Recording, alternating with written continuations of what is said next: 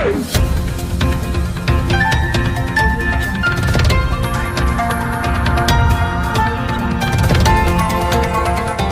देख रहे हैं मगरा न्यूज राजस्थान, खबरें सबसे तेज। दिल्ली में पेट्रोल पंप की तर्ज पर खुलेंगे इलेक्ट्रिक वाहनों के लिए चार्जिंग स्टेशन, टेंडर हुए हैं जारी। देश की राजधानी दिल्ली में अब पेट्रोल पंप की तर्ज पर इलेक्ट्रिक वाहनों के लिए चार्जिंग स्टेशन यहां पर खुलेंगे। ये 500 चार्जिंग स्टेशन दिल्ली के 100 जगहों पर खोले जाएंगे। केजरीवाल सरकार में मंत्री सत्येंद्र जैन ने कहा है कि आज दिल्ली सरकार की ओर से देश का सबसे बड़ा ईवी चार्जिंग टेंडर यहां पर जारी किया गया है। वही जैन ने बताया है इसमें 100 लोकेशन पर 500 चार्जिंग स्टेशन यानी पॉइंट लगाने का लक्ष्य रखा गया है। हर लोकेशन पर 5 पॉइंट होंगे। ये 500 पॉइंट जल्द से जल्द यहाँ पर लगा दिए जाएंगे, जिससे लोगों को यहाँ पर इलेक्ट्रिक वाहन को यहाँ पर घर से बाहर यहाँ पर चार्ज करने की सुविधा उन्हें मिल सके। वह मंत्री ने आगे बताया है कि इलेक्ट्रिक वाहन चार्जिंग स्टेशन में 20% स्लो चार्जर और कम से कम 10% फास्ट चार्जर यहाँ पर होंगे। दिल्ली को जल्द से जल्द जितना ज़्यादा हो सके उतने यहाँ पर ईवी यानी इलेक्ट्रिक व्हीकल में यहाँ पर कन्वर्ट करने की कोशिश है। आज टेंडर यहाँ पर जारी किया गया है। कोशिश है कि 1 साल के अंदर अंदर ये सब पूरा काम यहाँ पर दिल्ली में पूरा कर लिया जाएगा। तमिलनाडु में विधानसभा चुनाव से पहले मुख्यमंत्री ने किया है फ्री वैक्सीन देने का ऐलान। किसानों का कर्ज भी होगा तमिलनाडु में माफ। तमिलनाडु के मुख्यमंत्री ने विधानसभा चुनाव से पहले राज्य के लोगों के लिए बड़ी घोषणा की है। शुक्रवार को विधानसभा सत्र के दौरान मुख्यमंत्री ने लोगों को फ्री वैक्सीन देने का ऐलान किया है। वहीं किसानों के कर्ज माफी का भी बड़ा ऐलान यहाँ पर सरकार ने कर दिया है। वहीं सरकार ने 12,110 करोड़ का कर्ज माफ यहाँ पर किया है। इसके अलावा जल्लीकट्टू के विरोध में दर्ज किए गए मामलों को भी सरकार वहां पर वापस लेगी। वही विधानसभा में शुक्रवार को अपने संबोधन में मुख्यमंत्री ने कहा है कि उन्होंने कहा है कि मैंने पहले ही बता दिया है कि राज्य के सभी लोगों को निःशुल्क कोरोना की वैक्सीन दी जाएगी। तमिलनाडु को कोरोना मुक्त किया जाएगा। वहीं सरकार ने राज्य के कोऑपरेटिव बैंकों से लिए गए किसानों का कर्जा भी यहाँ पर माफ कर दिया है। वहीं सरकार ने 12,110 करोड़ का कर्जा यहाँ पर माफ किया है। वहीं सीएम ने बताया है कि प्रदेश में किसानों की स्थिति को देखते हुए ये बड़ा फैसला यहाँ पर लिया गया है। उन्होंने विश्वास दिलाया है कि ये घोषणा तुरंत से यहाँ पर लागू की जाएगी। आपको बता दें कि बारिश के कारण यहाँ किसानों की 6.5 हेक्टेयर फसल यहाँ पर नष्ट हुई थी। वही मुख्यमंत्री ने कहा है कि जल्लीकट्टू विरोध एक भावनात्मक था, जिसमें कई घटनाएं हुई है। कई लोगों के खिलाफ यहाँ पर मामले दर्ज किए गए हैं। उन सभी मामलों को सरकार वापस लेगी, जिनमें पुलिस के खिलाफ हिंसा और बर्बरता से जुड़े मामले भी शामिल है। इसके साथ ही प्रदेश में ऑनलाइन गेमिंग पर भी यहाँ पर रोक लगा दी गई है। विधानसभा में एक बिल पेश किया गया जिसमें रम्मी और पोकर जैसे ऑनलाइन गेमों पर यहाँ पर गेम ऐपों पर गैम्बलिंग ऐपों पर यहाँ पर बैन लगा दिया गया है। वही नियमों के उल्लंघन करने वालों पर 2 साल की सजा का प्रावधान भी किया गया है। वही 10,000 रुपए के जुर्माना का प्रावधान भी इसमें किया गया है। बिलों में ऑनलाइन खेलों को जुआ यहाँ पर माना गया है। बिहार की नीतीश कुमार सरकार का बड़ा ऐलान। बिहार में 8 फरवरी से खुलेंगे 6ठी से 8वीं तक के स्कूल। बिहार सरकार ने 6ठी से 8वीं कक्षा के छात्रों के लिए स्कूलों को खोलने की हरी झंडी दे दी है। स्कूलों में 8 फरवरी 2021 से कक्षा 6 और उसके आगे की पढ़ाई यहाँ पर बिहार में प्रारंभ हो जाएगी। इसके लिए नीतीश कुमार की जो सरकार है उन्होंने यहाँ पर गाइडलाइन जारी कर दी है। इस बाबत में बिहार शिक्षा विभाग के प्रधान सचिव ने कहा है कि कक्षा 6 से 8वीं तक के बच्चों को यहाँ पर शर्तों के साथ इनकी पढ़ाई होगी। इस पहले दिन सिर्फ 50% बच्चों को ही स्कूल आने की अनुमति होगी, जबकि सभी शिक्षकों को स्कूल आना अनिवार्य है। इस दौरान जीविका की ओर से सभी बच्चों को यहाँ पर 2-2 मास्क यहाँ पर दिए जाएंगे। वही शिक्षा विभाग के प्रधान सचिव के मुताबिक इस दौरान स्कूलों में डिजिटल थर्मामीटर, सैनिटाइजर और साबुन की व्यवस्था होगी, जबकि साफ सफाई और सैनिटाइजेशन के लिए एक टास्क टीम का यहाँ पर गठन होगा। यही नहीं, स्कूल में बच्चे 6 फीट की दूरी पर बैठेंगे। वही पानी का बेहतर प्रबंधन करने के निर्देश भी यहाँ पर दिए गए हैं।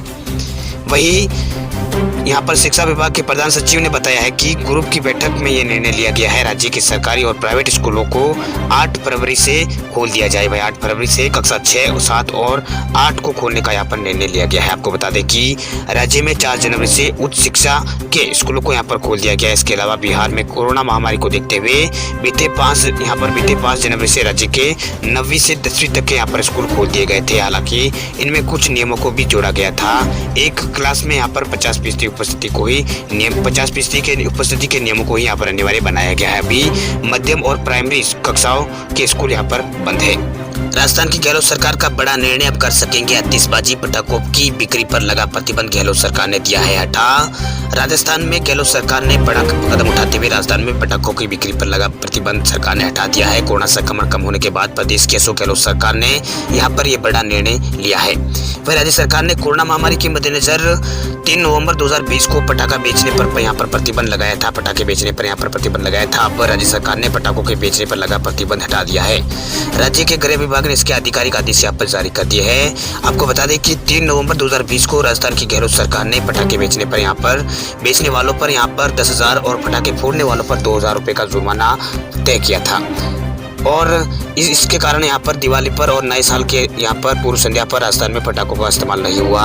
वही यहाँ पर आतिशबाजी राजस्थान में नहीं हुई। वही सरकार ने पटाखे बेचने और आतिशबाजी पर लगी रोक संबंधी दोनों अधिसूचनाएं अब वापस यहाँ पर ले ली है। राजस्थान में पटाखों पर बैन लगने के बाद गहलोत सरकार ने इसे सख्ती से लागू करने का फैसला किया था, जिसके तहत 31 दिसंबर तक पटाखे बेचने पर 10,000 रुपये और आतिशबाजी करने वालों पर 2,000 का जुर्माना लगाया गया था। वही सरकार ने इस संबंध में 3 नवंबर को अधिसूचना भी जारी की थी। यह कार्रवाई राजस्थान महामारी अधिनियम 2020 के तहत की गई थी। राज्य सरकार के फैसले से पटाखे कारोबारियों से जुड़े हजारों लोगों के सामने यहाँ पर रोजी रोटी का संकट खड़ा हो गया था।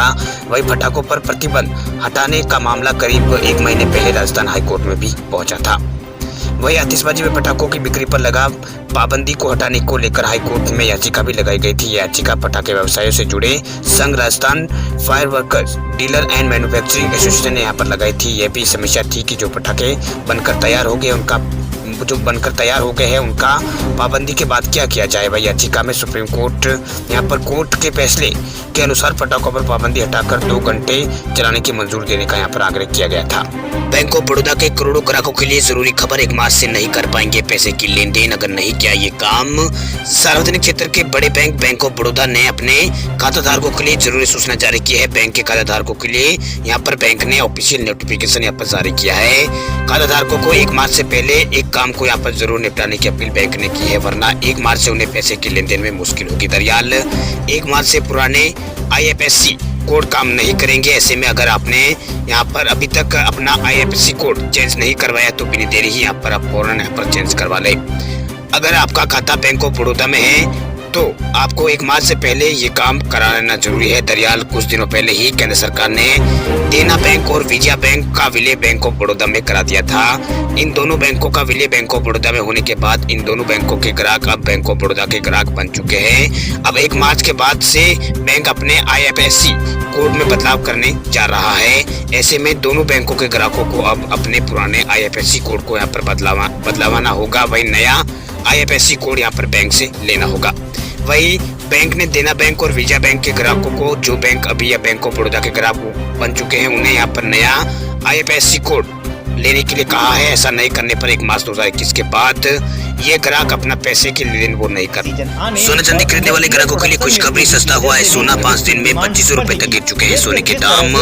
सोने और चांदी की कीमतों में लगातार गिरावट का दौर जारी है। बजट 2021 में सोने पर यहाँ पर सोने और चांदी में कस्टम ड्यूटी कम की जाने की घोषणा की गई, जिसके बाद से सोने की कीमत में कमी आ रही है। सोना लगातार गिर रहा है। वही पिछले 5 दिनों में सोने की कीमत में अब तक यहाँ पर 2500 रुपए की गिरावट आ चुकी है।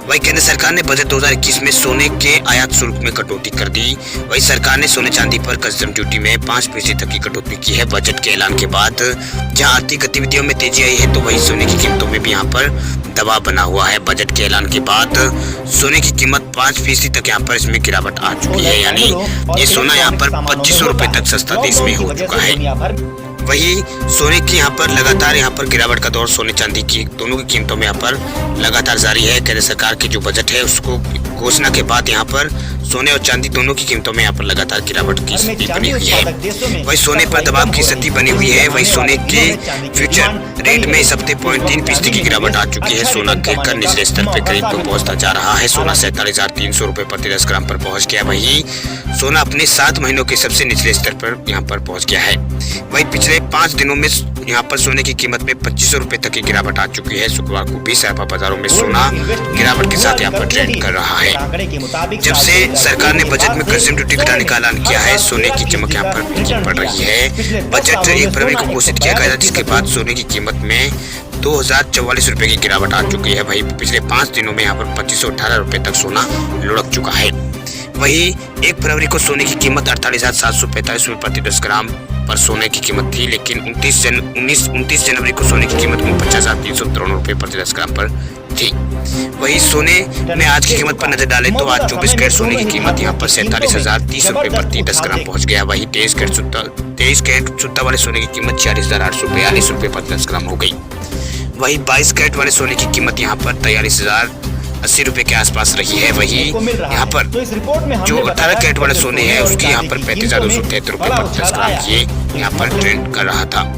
अगर सोने की यहाँ पर कीमत की तुलना में उच्चतम स्तर से करें तो ये उच्चतम स्तर से अभी तक सोना 9,170 रुपए सस्ता हो चुका है। आपको बता दें कि 7 अगस्त को सोना अपने उच्चतम स्तर पर पहुंच गया था। 24 कैरेट वाले सोने की कीमत उस दिन यहाँ पर 56,200 रुपए प्रति 10 ग्राम पहुंच गई थी। उसकी तुलना में अभी सोना यहाँ पर 9,170 रुपए मतलब इसकी गिरावट अब आ चुकी है। अब बात करें देश भर के कोरोना आंकड़ों की, तो देश भर में पिछले 24 घंटों में कोरोना के 12,408 नए मामले हैं सामने। देश में कोरोना संक्रमण के नए मामलों में तेजी से कमी देखने को मिल रही है। देश में हर दिन कोरोना मरीजों की संख्या 13,000 से कम ही देखने को मिल रही है। हालांकि ब्रिटेन में पाए गए कोरोना के नए स्ट्रेन के बाद कोरोना मरीजों की संख्या में कई देशों में यहाँ पर कोरोना मरीजों की संख्या तेजी से बढ़ने लगी है। स्वास्थ्य मंत्रालय के ताजा आंकड़ों के अनुसार भारत में कोरोना वायरस के नए मामलों सामने आने के बाद देश में कुल कोरोना संक्रमितों की संख्या 1,08,02,000 के आसपास हो गई है। स्वास्थ्य मंत्रालय की ओर से जारी किए गए ताजा आंकड़ों के अनुसार 24 घंटों में कोरोना वायरस के भारत में 12,408 नए मामले सामने आए हैं। इस दौरान 120 लोगों की इस दौरान 24 घंटों में भारत में मौत हुई है। वहीं देश में अब तक यहाँ पर 1,04,96,000 के आसपास लोग रिकवर हो चुके हैं, जबकि इस समय भारत में 1,51,000 के आसपास एक्टिव केस बचे हैं। पिछले 24 घंटों में हुई मौतों के बाद देश में मृतकों की संख्या भी 1,54,000 के आसपास पहुंच चुकी है। वहीं आईसीएमआर के अनुसार देश में पिछले 24 घंटों में भारत में यहाँ पर 7 लाख से ज़्यादा कोरोना की जांचें यहाँ पर की गई है, जिसमें ये 12,000 के आसपास केस सामने आए हैं। वहीं राष्ट्रीय राजधानी दिल्ली में यहाँ पर पिछले 24 घंटों में 158 नए कोरोना के मामले सामने आए। संक्रमित होने की दर यहाँ पर 0.24% है। वहीं कोरोना महामारी से 7 और मरीजों की इस दौरान 24 घंटों में मौत हुई, जिसके बाद मृतकों की संख्या यहाँ पर बढ़कर यहाँ पर 10,871 हो गई है। दिल्ली में अब तक यहाँ संक्रमण के यहाँ पर 6,35,000 के आसपास मामले सामने आ चुके हैं। वर्तमान में यहाँ पर 1194 उपचाराधीन मरीज है। वही बात करें गुजरात की, तो गुजरात में पिछले 24 घंटों में कोरोना के 275 नए मामले सामने। संक्रमितों की संख्या बढ़कर 2,62,000 के आसपास पहुंच चुकी है। खबरों की दुनिया में आइए हमारे साथ कहीं भी और कभी भी जुड़िए। हम मिलेंगे फेसबुक पर, हम दिखेंगे यूट्यूब पर, हमें फॉलो कीजिए ट्विटर पर। देश प्रदेश की ताजा तरीन खबरों के लिए मगरा न्यूज राजस्थान के यूट्यूब चैनल को सब्सक्राइब कीजिए और साथ में घंटी का निशान दबाइए।